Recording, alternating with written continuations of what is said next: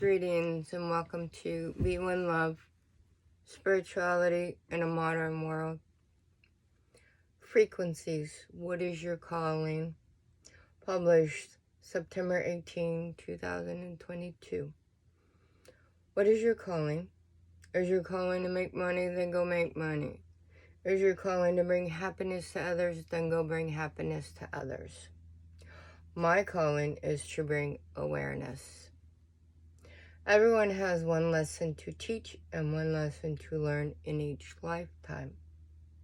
I'm a Gemini, and from an astrological understanding, my lesson in this lifetime is to teach that love is awareness and to learn that love is feeling. This is my calling. You can find this information in my book, The Infinity of Infinite Self, published 2013. Lately, I've been noticing some changes. Bizarre signals from Voyager 1. Number 1. Bizarre signals from Voyager 1. 44 minutes ago by Brightside at about 9:15 a.m. on August 5th, 2022. Number 2. My brain is constantly in mathematical equations. It's all about the particles that are pieces of the whole. Particles are the same thing as you have parts, pieces of a pizza pie. You got 8 pieces that make a pizza pie. What are the pieces? Well, you got particles. Pepperoni. What are the particles in the pepperoni? What are the particles in the cheese? What are all the particles that make the parts that make the whole? So it's all a mathematical equation. I mean, eventually I think a 2-year-old could do it. It's all a mathematical equation. So to me, it is the sequence of multi-dimensions in multiverses. It's a mathematical equation in geometry because everything is numbers. Number 3, mysterious rings in New James Webb Space Telescope image puzzles astronomers.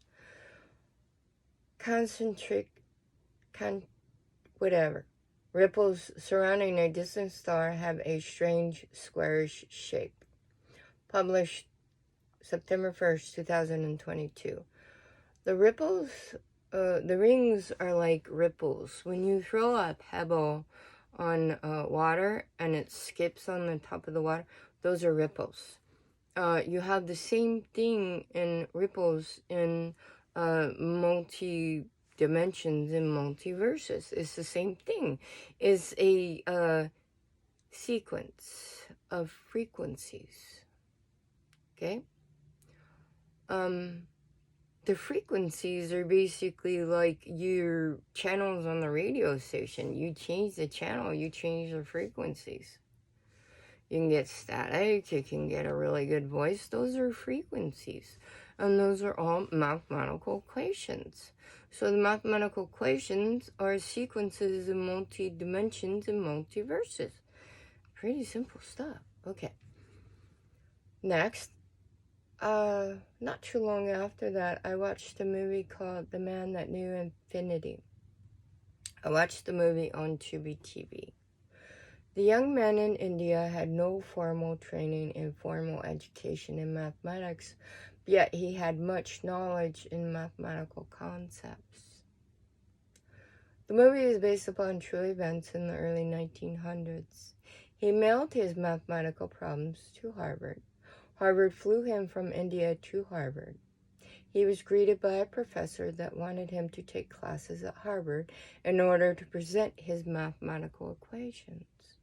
The professor, along with many others at Harvard, did not believe his mathematical equations were real. They needed more proof. After some time at Harvard, one of the young man's presence in a class, he finished an equation before the professor finished the problem on the board. The young man was reprimanded as being disrespectful. As I watched the movie and events unfold, I began to see the same patterns towards the end of the movie. The young man from India got TB and not his tuberculosis, and wanted to fly back home because he knew he was dying. His last few days at Harvard, he wrote his last mathematical equation and gave it to his professor. His professor was very excited and finally understood what all the mathematical equations were about: infinity. The young man from India flew back home from Harvard, and all the professors finally understood this young man's concept about infinity, and they no longer doubted him. A few moments before the movie was over, it finally hit me what people have been saying to me for years. They tell me to bring it down when I communicate. They tell me I think outside the box. I'm intimidating. You must be very smart, etc. I finally figured out after all these years, because of the movie, he was communicating in abstract. Abstract concepts are intangibles. For solid proof, science wants tangibles, so they can measure and have physical proof of their concepts. Many do not understand my communications because they are in abstract. They do not understand how I can put many items together in a very short time and create a concept. That's called a visionary. You have Leonardo, and that did all those paintings back in the 1600s or whatever. So you have all these visionaries back in the day that now everyone looks up to. Oh, they must have been a genius. So on and so forth. So I think in abstract, they cannot understand how I can put items together in a very short time and create a concept. I can then create the intangible into a tangible in a very short time. This is the same exact thing as the young man from India went through. I could so relate to the brick walls, the minds of others, as he kept pursuing his passion of mathematical equations. Many years later, many mathematicians still cannot understand the mathematical equations of infinity. Now I'm rewriting my book, The Infinity of Infinite Self, for a third time, because closed minds can't understand abstract thoughts of infinity. In order to bring it down, as they say, I'm now rewriting my book for a third time in practical, down-to-earth, common sense, and common knowledge. The book was my 3 papers for college in order to receive my PhD. Now my college papers have to be rewrote into practical, down-to-earth, common sense, and common knowledge. It is the concepts of explaining what is God, aka what is love.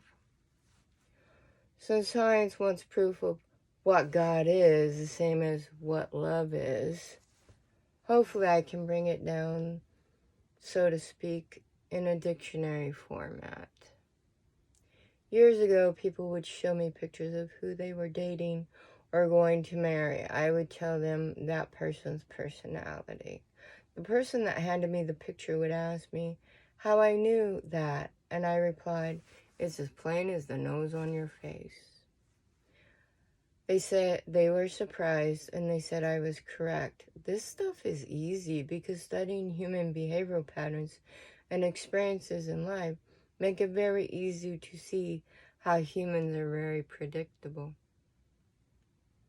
When I do a Reiki session for someone, I see the aches and pains the person carries, and I place my hand where the aches and pains are.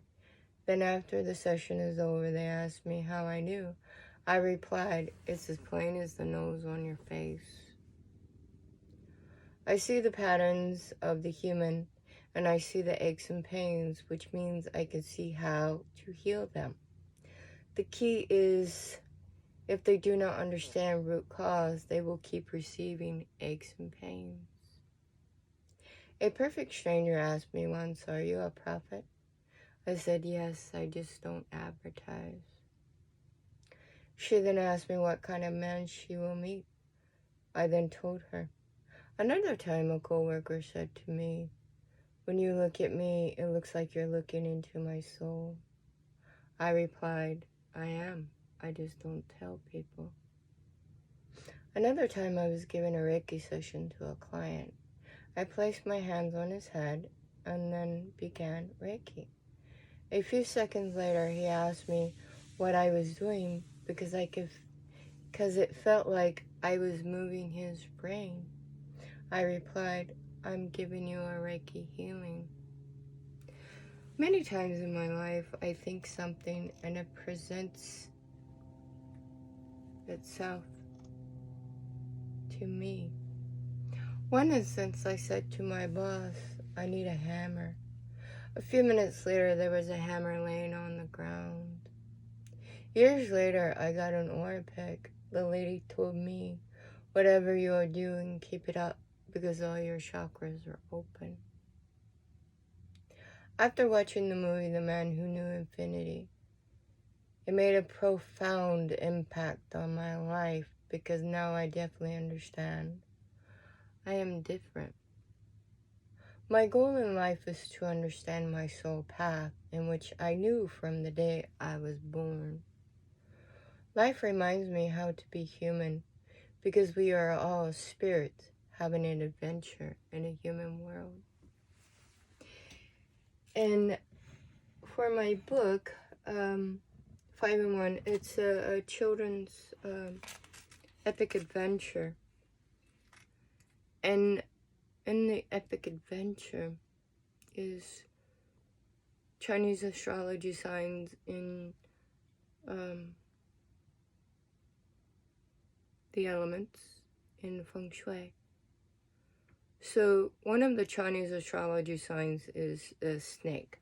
If you're born in the year of 2025, 2013, 2001, 1984, 1989, 1977, 1965, 1953, 1941, and it goes back and back and back.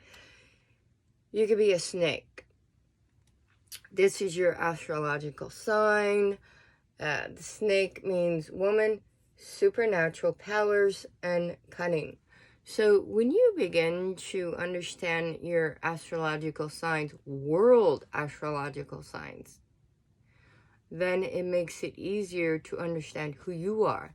How could you ever understand another person or the world or anything else that you live in, externally or internally? How would you understand who you are until you can put together the particles, which are the pieces of the whole? And part of the particles of me is Gemini, which is my element is air. And in Chinese astrology, one of the particles is I'm the rabbit, and the element is water. Water is emotion. So when you begin to understand who you are, the more I know about me, the more I can understand others, which in turn helps humanity. And that's why my purpose in this lifetime and my calling is to bring awareness. So I'm trying to bring awareness, bring it down, and practical, down to earth, common sense, common knowledge. Common knowledge is eons of knowledge, of thousands of years of knowledge once forgotten, which comes from the secret schools on Mount Olympus. I mean, it's pretty easy when you understand who you are in order to understand the world that you live in internally and externally. Okay? So internally is, and depending upon your astrology sign, you could be internally introvert, what the world has done to me, or an extrovert, externally, what I've done to the world. And a Gemini is an introvert. is an extrovert. So what I've done to the world and how I've done that is through awareness, which this is my calling. This is what I'm doing, what I was meant to do on my soul path. This is my destiny. When you are following someone else's destiny, you are following fate. And wow, that's called brainwashing. When you're following your own destiny, you are following your own soul path. I mean, it's pretty simple when you understand the particles that are in the part of the whole. Because you have 4 bodies of being. You got the mental body, emotional body, physical body, and spiritual body that create the whole being that is the core being, which is the soul. Because the soul is the teacher to the spirit that is the student. The spirit is the teacher to the human that is the student. It's all a mathematical equation. It's pretty simple. So I'm rewriting my book for a 3rd time. They say 3 is the charm. Well, my book, if it's 3 times, it's not. Like the show, 3 is company. No, 3 is a crowd. So I'm gonna redo it. Who knows how long this will take, because I have working on my 34th book series at the same time as my podcast, same time as 30 years professional landscaping, same time as working on 4 businesses, same time as working on all my projects. I also have 3 books that I'm in the process of writing, so that's pretty much 7 books. I needed actually 4 under my belt by the time I retire. So I'm pretty busy on my break for fun. The only reason I do YouTube videos is to bring awareness, because this is my calling. So my church is online. It's a spiritual gathering place called One Spherical Love. So, life is love, love is life. Blessings from Reverend Lewis. Thank you for your support.